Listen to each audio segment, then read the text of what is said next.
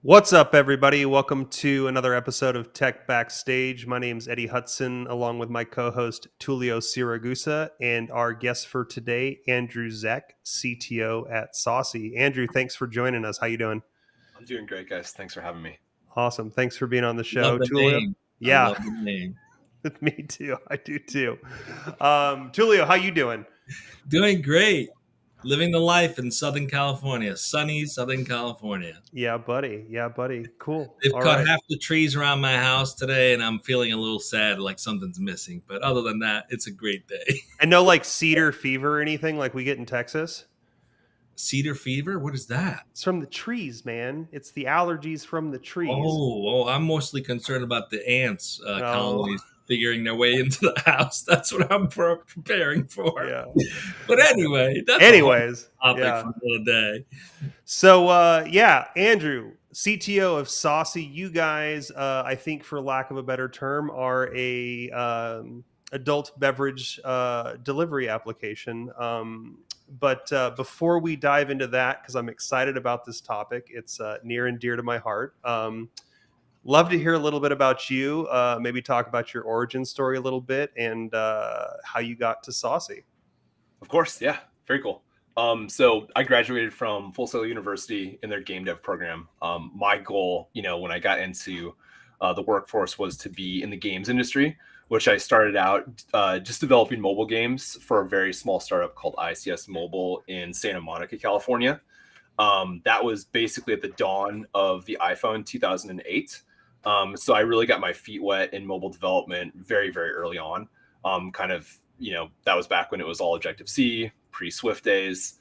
Taught myself Objective-C, developed a couple pretty fun tower defense games that kind of got high in the charts in the early App Store days. This was iOS 2.0. And then really kind of just stepped foot into the mobile industry and went on to another company that was pretty successful called Text Plus. They did messaging, video calls, allowed basically any number to text an SMS number from our application. And I ended up leading their team of iOS engineers there. That's where I met my two co-founders. Then we all started Saucey in basically early 2014. I started as the sole engineer and the technical co-founder with my CEO, Chris Vaughn, and Chief Operating Officer, Dan Lieb. And we've basically been together ever since, just grinding away and trying to, make beer, wine, and spirits delivery as delightful and pleasant as possible. Bring it to the masses basically all over the United States. Working on some, possible international expansion plans this year as well. Awesome. So, I've been basically just doing that for the last 8 years of my life. Yeah. That's incredible. Well, that's got to be fun. Quick question, though. What drove you to go from being a mobile engineer to founding a startup? Because that's a pretty big jump. I had absolutely no idea what I was getting myself into. By the way, I basically, the brutal honesty. I love it. Yeah. I mean, I'd always, loved tinkering. I had, done prototypes, working with just on, basically everyone and their uncle has an app idea and they want to see if you can develop it for them. But I think it really got serious when Chris came to me with a presentation deck, because we were all getting kind of bored at Text Plus. We felt like maybe we had kind of achieved, our upward, mobile trajectory in our careers there. And I was actually really inspired by the founders of that company, Zach Norman, Scott Lehman. They've been serial entrepreneurs and were just absolutely, fantastic executives. So we got the startup bug, kind of just working there in that company, watching it grow from 20 employees to 100 plus employees in the span of a couple years. And I think we saw an opportunity in this space, right kind of at the dawn of Uber, where, now delivery is ubiquitous. You can get anything delivered from basically a whole host of applications nowadays. But in 2014, it was still pretty novel that you could get drinks delivered. And a lot of people are like, is this legal? That was my question. Is it legal now? It is legal now. Yeah. So we actually, And that's another huge challenge and component of the business is compliance, right? Because after the Prohibition era ended in the United States, every state was kind of left to their own devices to craft how they were going to regulate the sale of alcohol. And you see that now with, some dry counties that still exist in Texas and around the north. There are some, states that only have state-run liquor stores, right? They don't operate, let private individuals operate liquor stores, which is kind of insane when you come from out of state and see that's how it operates. So each state has very different and specific laws. And I think the very first thing that we tried to do was get in touch with someone at the ABC, which is the Alcohol Beverage Control Board in California, and basically just try to vet the idea and make sure that we were in full compliance with the law being able to do this, because, liquor stores have delivered for many years, just like grocery stores have delivered for many years, but no one had ever put it on a mobile application where it was very easy to do until, just about 8 years ago. Right. So that was something that really got me excited. And I started to prototype it with those guys on nights and weekends. So, Okay. yeah. So I was going to say, so you guys you're working as a lead iOS developer at Text Plus. Yep. And then you and a couple guys from Text Plus decide kind of bravely, because this app has compliance issues that you guys have to deal with. So you guys go out and start an app, but you're not, you're CTO, co-founder from the beginning, but you're also the dude building it, right? Yes. Yeah. So tell me a little bit about that journey. It was fully insane, and I wouldn't recommend that anyone under the age of or over the age of 30 tried to attempt it. I was 26 at the time, and the way that it worked was we had absolutely no funding, no money, so we were just prototyping and trying to prove the concept and see how many users we could get. I was living in West Hollywood, California at the time. I was programming the application all day, and then Chris was trying to get users in stores to sign up. Once we got some users in the door for our official beta program, I was doing deliveries all night. So I was the sole delivery driver and the sole developer of the application. So I was... Talk about commitment. Yeah. Absolutely. Yeah. By the way, I'm 51 and I'll run circles around any 20-year-olds in terms of productivity and getting things done. Anybody here will attest to that. But in any case, hey, I'm not saying it's crazy. No, I get it. That's crazy. So you're building the app and you're doing the inventory and you're doing the delivery. Yep. Wow. It was just so extremely hands-on, but it was also so extremely exciting because it was our own thing. No one was telling us what to do. We were just having to figure it out all along the way. And I think that was, what kept me going, early on. Like, we tried to make it as cool and of like a white glove experience as possible. We had bottle tags that we would hand stamp with like little drinking quotes from like Winston Churchill. We tagged those with Saucey. We got a lot of early viral buzz on that. We started to work with some companies in the area to try to like create like splashes, basically, where we would get some press. The first one we really got a lot of press on was we worked with a company called Me Undies, and we had underwear models delivering alcohol to your door. So probably one of my favorite company moments was when I got to drive the models around to go do deliveries, which is probably not a lot of, software engineers get to do that in their careers. So right. So one of the highlights in mine. Yeah, that's definitely not something you typically see in like a dev shop for sure. No. Yeah. So, okay. So you guys have been around 8 years now. Love your origin story too, especially going to Full Sail, place near and dear to my heart, especially, since I was an audio engineer before, but I love kind of the non-traditional path to starting a company. And we could probably even turn this podcast less into about Saucey and more about just starting a business 101. But we're here to focus on Saucey today. Sure. and what you guys do at Saucey. So, tell me a little bit about, where you guys are at right now. This is a mobile application. And I know you guys have web stuff too, but I'm really interested to understand kind of your, outside of the compliance journey, but also, the mobile app landscape and the environment, it's heavily regulated by both Apple and Google as well. And up until the creators of what was it, Fortnite, decided to take on Apple.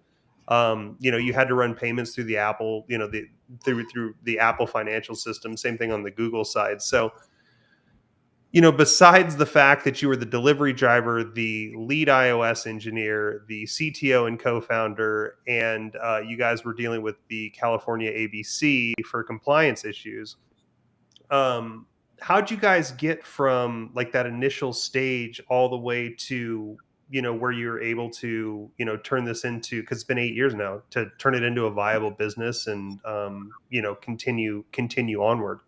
Yeah, I mean, I think the one thing that I would have told my younger self at the time was that you have absolutely no idea how to fundraise, and that is, still, I think one of the biggest challenges, especially a company like ours faces, is that not only is it a competitive industry, but actually a lot of VCs have restrictions on what they can't and can invest in, right? So sometimes alcohol gets lumped into like adult gambling, entertainment. And, some restrictions that LPs actually have on their funds where you literally can't invest in. So immediately sometimes that already reduces your opportunities to a select few groups. But we were incredibly lucky and fortunate, and our CEO Chris is just such a fantastic spokesperson for the company.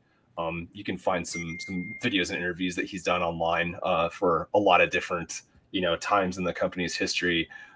He led the charge in that completely. I was just kind of like always a fly in the wall in those meetings, just trying to advocate for this is how we're doing it, this is what we're working on. I could always speak very well to the technical aspects of the business, which don't seem too complex on the surface, but once you get logistically under the hood, get a way more complex. And we could talk about how we were at one time a driver marketplace.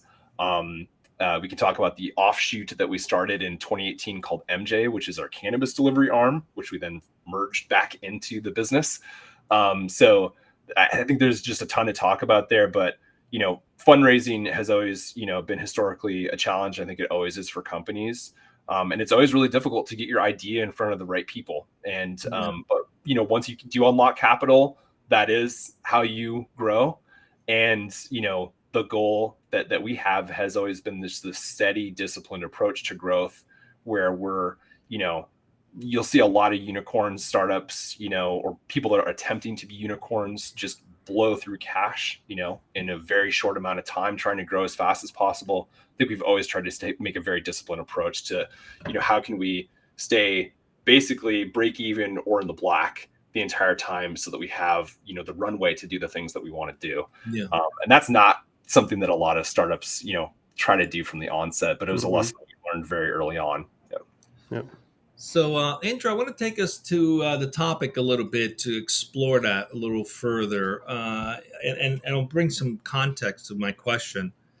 Back in the 80s, EDI became a big thing between retailers. For the panacea was to get to just-in-time inventory. A lot of wastage happened because poor inventory management, poor supply chain system. All that has changed and evolved over the past 30 years.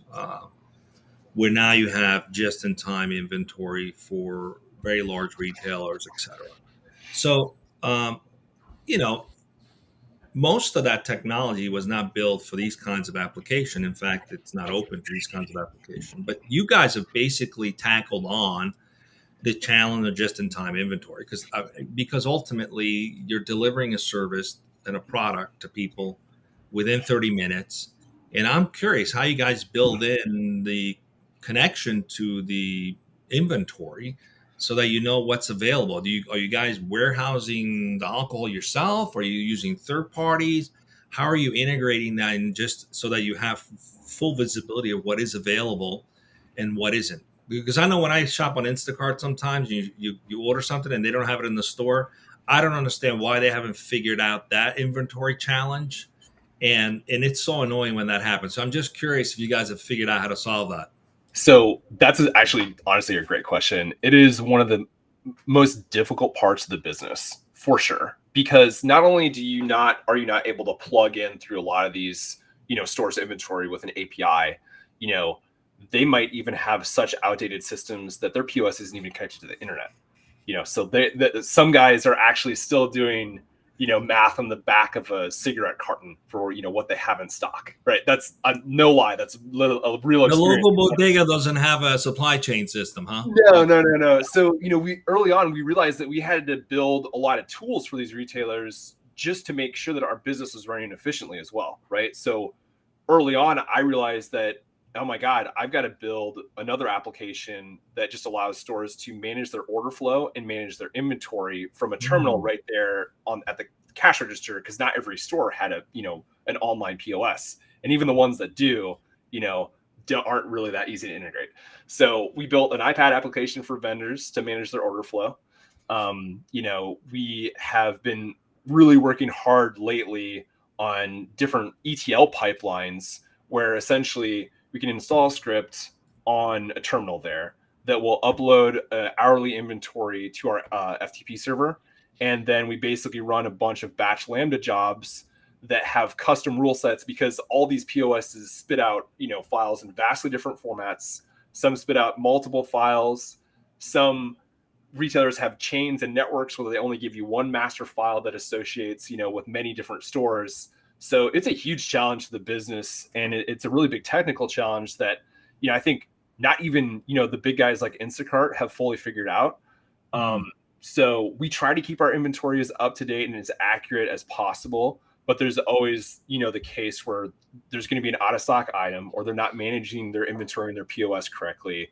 And in that case, we do allow the customer to provide a substitution directly the moment a retailer rejects an item. So we'll send a text to the customer with a link where they can go through a substitution flow. Some delivery services just have the driver text you back, hey, do you want this instead? We've tried to streamline that process as much as possible and reduce all the friction there. But I think we still have a long way to go in terms of getting everyone on the same system. In the ideal world, we would be able to dictate to the independent retailer, you have to use this POS. This is the only one we support. But that's not realistic, right? So you have to come up with workarounds in every single situation. But that's the disruption, in my opinion, right? Especially from a delivery service or an inventory management service, is figuring that out. I mean, you guys thought, it sounds as though you've invested a lot of time and energy to solve that problem. Is that, I know you're in the delivery of alcohol business, but is that something you guys have thought about? Well, if we figure this out, we could potentially license this capability, because there's a lot of money to be made in licensing that piece of software. Just the thought, has that crossed your mind? What do you guys think about that? Absolutely. It's definitely crossed our mind, and it's definitely something that we've been trying to always, figure out what is the most generic solution possible that, we can apply to as many stores as possible. I would say we are not there yet. And I would also say that early on, it wasn't a huge focus in the business, because what we tried to do, which is unlike a lot of other players in the space that are basically just marketplaces, is that we tried to work with as few stores as possible in the best geographically located areas in the city that made the most sense for delivery. Because what we were trying to do, since we ran all of our own courier forces in the early years, was trying to get as many orders per hour, a courier delivering 2 to 3 orders per hour, and just kind of making loops back to the store. So as orders came in, they're always on demand. Our target goal is to try to get it there in under 30 minutes, which is not easy to do, especially in a lot of major cities. If you've ever driven in Los Angeles, it's not an easy task, right? Or New York City, right? Yeah. So actually, a lot of the technical focus early on in the business was, how do we manage on-demand delivery in the most optimal way possible? And a lot of that was making automated route decisions for couriers. A huge component of that was building our own courier application, which we actually had to do for compliance, to scan customers' ID at the point of delivery, right? So early on, we were building a lot of tools for drivers too. And then when the driver marketplace started to become super competitive, we had to compete with services like DoorDash and Uber to retain and keep on great drivers. So that was a huge amount of my focus, probably I want to say from 2015 to 2019. In 2019, we made the decision that it was way more cost efficient and easier to expand if we did work with third-party DSPs, which are delivery service providers like DoorDash and Uber Eats, and we could syndicate orders to them as well. But at the end of the day, we were managing this, I would call, 3 different businesses: our e-commerce business, our driver marketplace business, and the way that we do inventory control and management and basic retailer support. So it's not your traditional startup, right? Yeah. Well, No, and what's so cool and disruptive is that you do that. Yeah. It's a complex, it's not just, you guys aren't building a single product. You're actually building kind of an ecosystem of, different pieces of technology that integrate together. You have your inventory, like you said, your ETLs, and how Yep. you guys manage the data. You have the driver side, you have the client side. So it's not just a single product. You said something that I want to kind of circle back to, and I want to touch on. Because I spend a lot of time in Mexico, and lately the delivery services here have added my least favorite feature of all time, which is the multiple deliveries per driver feature. And when you're waiting for food, you being third in line is always my least favorite thing. But you touched on the point of, you guys work with kind of a curated list of vendors, right? Yep. And so for me, that alludes to the fact that you guys are quality over quantity as a company. But I'm interested, how does that permeate into the rest of the application? Are you guys doing, how do you manage multiple deliveries? How do you manage kind of the rest of the I guess the final mile stuff, to make sure that drivers are paid competitively, to make sure that customers are getting their orders on time? How do you guys juggle all that and keep it all in line? Well, we have 2 big advantages from the onset of just how the business works, right? No food prep. Every Okay. product that's being delivered is off of a shelf. Yep. The second portion of it is that we do put a little bit of onus on the retailer to pack and prep the order, right? So that once the order is ready to go and the courier is dispatched, the courier can ensure that they can just pick the order up and get out the door, right? So that really improves speed and efficiency from the onset. The second part of that, I think, is curating a list of what we think are the best and most popular sellers, the biggest movers across all different categories, and making sure that the stores carry those, right? Like if I open up the application and I can't find Jack Daniels or Bold Bourbon or, just some of the main staples, as a customer, I'm never going to use you guys again, right? I'm never going to open the application again if the very first time I don't see what I want, right? So I think that catering to kind of like the masses first and then honing in a little bit more specific on the connoisseurs has helped us capture a good market share of customers, because alcohol is such a widely diverse space, right? You have the wine moms that drink the Sauv Blancs at 4 p.m. You have the whiskey connoisseurs, that, only buy some top shelf stuff. You have the average beer drinker. You have the office planner. You have, the frat boy, right? Like you have all these different customer profiles. And what we try to do is kind of identify, where we see these behaviors in drinking and how we can best serve people who, basically alcohol is the stat is every bottle of wine that's purchased, 80% of that is consumed within 24 hours. So alcohol by itself is on demand and also spontaneous. And that's why it aligns so well with on-demand delivery. So, if you're having a party and you run out, 1, you shouldn't be driving. 2, if you can get restocked immediately in less than 30 minutes, you're going to be a hero. So like there's a lot of natural kind of inclinations in consumer behavior that just have really benefited us in the long run. Okay, cool. So we got about 5 or 6 minutes left here, and before we do kind of the wrap up, I'd love to talk a little bit about what's next for Saucey. Like, what do you guys see for the future? Like, I think you got a Quest headset in the background, and I have a Quest headset over here. Not that I'm like stalking your background, but like you're obviously a future tech guy as well. So like I'm interested totally geeking out on me. Yeah. Sorry, dude. It's AR VR stuff, but like, what's next? What do where do you guys see this going in the future? And like, what are you excited about? Yeah. Can I So just make a comment real quick before you go there? sure. Sure. When you were describing the personas, I was imagining being part of your marketing team. How fun is that? Like designing the personas and the customer journey for the frat boy. I mean, come on. I mean, that's gotta be fun. I would say good marketers and growth people apply inside, right? Like that we're always looking for great people on that team because, I think it's super fun to work on. And very early on in the company days, the growth team was us three founders, and we would send one push on a Friday night, and we would get drunk and try to come up with the funniest possible push notification. And that's also how we got a lot of customer loyalty, right? The personas. Yeah. So, I mean, it's incredibly Could fun. you imagine how the people who sell cannabis come up with the personas? Well, we're not Yeah, going to go. Let's go back to the serious question Eddie asked. Yeah. I was trying to keep it PG, Tulio, but if you guys want to actually like go there, let's do it. You know what I mean? Yeah, Like, it's a podcast. we're all adults here, so Right. no, of course, I think for the future, obviously, my office doubles as my game room as well. I'm still incredibly passionate about video games. That's kind of my hobby on the side, but for Saucey, I think really we're exploring a lot of different ways of how we can improve the logistics of the business.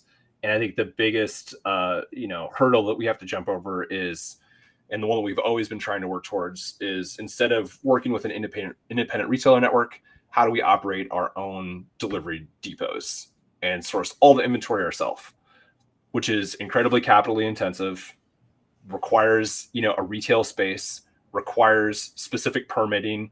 It's an incredibly long and difficult process, but the end goal would really to be having all of Saucey operate out of our own independent stores, know exactly what the customer wants, be able to predict what the customer wants, and then be also to offer some private label offerings of really popular beers and wines that we think people would love, right? So if you think of how Netflix started, right, they just started listing all the popular shows, they analyzed the consumer behavior, and then they started to build their own content around what people were watching. I think doing the same thing in the alcohol industry space is basically would be that's the vision, right? That's where we'd like to go. And we think that providing fast, efficient, awesome delivery with a great list of products and an easy customer UX is how we get there. Yeah. Cool. All right. We're up on time, but we're curious. This has been an interesting journey for you from basically accidental entrepreneur, right? Yeah. What have you learned about yourself through this process? I'm always curious to see how entrepreneurs are evolving their own selves as leaders, as persons. What's sort of the wisdom you'd like to share with those who might be on the fence thinking about doing it, that are scared to do it, but maybe they'll gain something that's not just building a product and making money from it, but actually personal gratification or growth. What have you learned from this experience about yourself? I think that you can't go it alone. You need people that complement your skill sets and people that you trust and actually like working with. That's been, the biggest kind of discovery, is just, I'm still incredibly good friends with the co-founders. We have, really productive dialogues usually all the time. But if you're not ready to commit 110%, don't do it. Don't, if you're not, ready to work the 15-hour days, which sometimes is absolutely required, if you're not willing to deal with the outages on the weekends, if you're not willing to actually personally look through customer complaints, bugs that come across your desk, you have to be so intimately involved in what you're doing that it's basically like it becomes subconscious, right? So that level of hands-on kind of dedication is the only way that you can, I think, build a successful business. And for a lot of people, it's nice to be able to clock out at a certain time. I think, in the tech world, there's a lot of talk about burnout and, churn and how it's, difficult to work at a lot of fast-paced companies. But like, take that and multiply it times 5. And that's what starting a business is like. And also maintain it and trying to, make it grow. It's so much more effort than you could possibly think of as an individual contributor on a team at a, job, that you need to fully like think about it and bathe in that, what that level of commitment is like before you go do it. Otherwise you may get in over your head very, very quickly. So sounds like what I heard is you got to love the grind. You have to love the hustle, the grind, and you got to love the work. And you have to be passionate about stay home. Yeah, you have to be passionate about what you're doing too. If you don't like your product, if it's not personally attractive or you think it's cool, then you also shouldn't work on it. Because like me, I'm a big beer drinker. I have enjoyed alcohol, for a very long time. And this business was kind of just a dream come true, really. So that had a huge, factor in, helping me to kind of always dedicate myself to growing the business and making it successful. I have to admit, Andrew, you've proven me wrong. I wrote a blog a few years ago about what is the ultimate outcome if your favorite thing to do is drinking alcohol or drinking beer. And here you go. You've proven me wrong that you actually can turn that into a business opportunity. You can turn that passion into a business opportunity. Of course. All joking aside, we're very impressed with what you're doing, and what an amazing journey, 8 years of grinding and doing whatever it takes.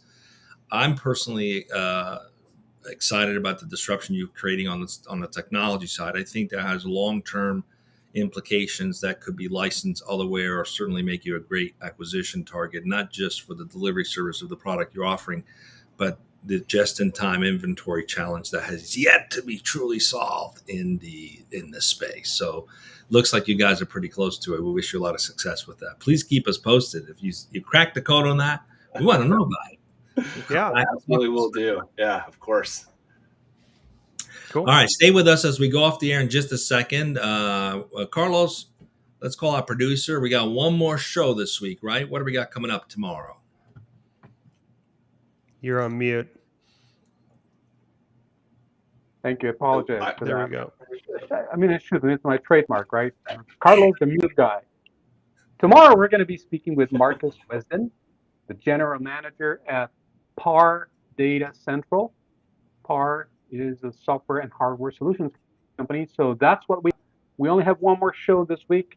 So join us tomorrow right here on Tech Backstage at 11 o'clock in the morning Pacific time. So don't miss it. Be here. Thank you. Awesome. Thanks, everyone. See you back tomorrow. Andrew, stay with us and just as we go off the air. Thanks. Thanks, y'all. Bye.